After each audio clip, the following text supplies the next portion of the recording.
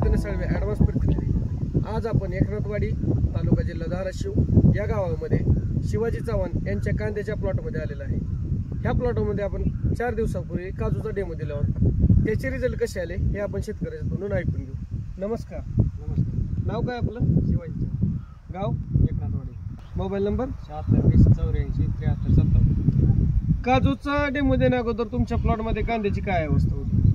काजू फवारणी अगोदर बाद वाकडीमध्ये आता शेंडे डोळे पल्ले होते। आणि काजू दिल्यानंतर तुमच्या कांद्याच्या प्लॉटला काय रिझल्ट दिसला तुम्हाला?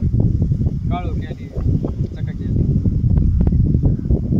काळोखी आली, चकाकी आली, पिळीचं प्रमाण तुमचं पूर्णपणे बंद झाले आणि कांद्याच्या पात्यामध्ये कांद्याचा हिरवेगारपणा कसा झाला? टाका झाला। म्हणजे काजू वापरल्यानंतर आपल्या कांद्यामध्ये आम्हाला खूप असा मोठ्या प्रमाणात तुम्हाला बदल जाणवला।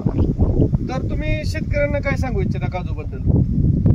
शेतकऱ्यांना वापरलं पाहिजे काजू। कांदा पिकामध्ये सर्व शेतकऱ्यांनी काजूचा वापर करावा असं यांचं म्हणणं आहे। तरी सर्व शेतकऱ्यांना अशी माझी विनंती आहे की सर्वांनी आपल्या पिकामध्ये कांद्याच्या पिकामध्ये काजूचा वापर करावा। धन्यवाद।